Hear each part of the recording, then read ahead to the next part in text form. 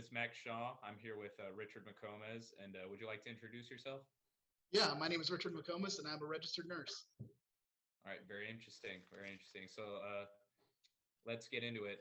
So first question, how did you get to where you are now in your career? Okay, well, I started my career in the emergency room, basically working nights. I gained a pretty tremendous amount of knowledge uh, and skill working in the emergency room, and I've kind of carried that for the entirety of my career. I worked in the emergency room for about 12 years, and I kind of transitioned to the operating room here at Children's Mercy on the cardiac surgery team. After wanting to work, I guess, quote unquote, a day shift, and I was looking for something different in my life at that time. I knew that I wanted to be challenged and in my daily work. And so when I initially came here, I joined the neurosurgery and plastic surgery team, and I learned that skill set. And when a job position came open on the cardiac surgery team, I joined it. All right, very cool, very Yeah. cool. And thinking about your daily work, what is the most enjoyable part about your job? I think the best part of my job, I would say, is knowing that even though what we can do is really challenging on a multitude of different ways, we overcome those obstacles, and at the end of the day, we make a difference, and I think that's the best part of it. And to add on to that question, what would you say is your least favorite part of your job? Wow. The days when we've exhausted basically every measure, and we have to deliver a very difficult message to a family about their loved one, are the days that really stick with me. It's unfortunately part of the career I've chosen, and it never actually really gets any easier. And it's the worst part of my job. Yeah, yeah, that is a very serious thing that you deal with, and we thank you for it. No, thank you. Yeah, appreciate it. So moving along, what was the first job you ever had, and what did you learn from that experience?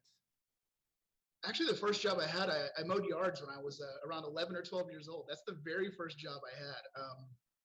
I learned that the harder I worked, the more lawns I mowed, the more money I made. And I guess I know that's not the best answer, but it taught me that a work ethic and to push myself and do the best that I could at whatever I did. All right, yeah, we all started somewhere. Yeah. Mowing lawns is a pretty common one. Yeah. So you are a registered nurse. I know you've done a lot of schooling. What did your education pathway look like exactly? I have a little bit of a non-traditional pathway. I explored basically all areas of collegiate learning. I have credit hours that I took through my high school education that I know quite a bit are offered now. I did a lot of undergrad education at the community college level, and I eventually finished up, at the University of Missouri in Columbia before, finally getting my degree.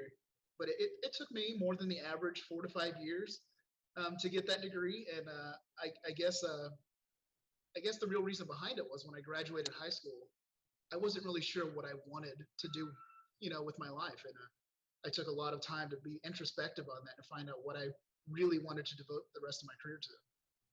All right, all right. Yeah. So in your own words, what would you say is the definition of success? Success to me really doesn't have like a monetary component. When you have the respect of your peers in your career and are considered an expert in your role, to me, that is success. And in teaching and imparting that knowledge on individuals new to your career and leaving sort of that legacy and seeing those individuals grow in their own understanding and ability to do their job, that really is success to me. And then inspiring someone to consider following you in their career path, in their own career choices is what I would say is success. All right. We just have one more question, and Okay. then it's going to get wrapped up. What could high school students do now to, let's say, help them in your career path? Study. that's the big one. Study. Volunteer. Read. Step outside of your comfort zone. Explore life and your surroundings. Just be a sponge. Don't let someone else define who you are. Learn to be empathetic and understand compassion for someone else. Take science courses, like seriously, take as many as you can, from life sciences to chemistry to biology, you know, anatomy, physiology. Take as much as you can. Healthcare is forever evolving, and be open to challenge and change, and understand that no career path is ever truly going to be perfect. All right. All right. Well, thank you so much. I'd like to thank you personally, and I'd like to thank you from Independent School District for you to do this interview. No, yeah. Thank you for this opportunity. I hope it was informative to someone, and who's making those choices right now. And if anything, I have to say to everybody, just be kind to each other.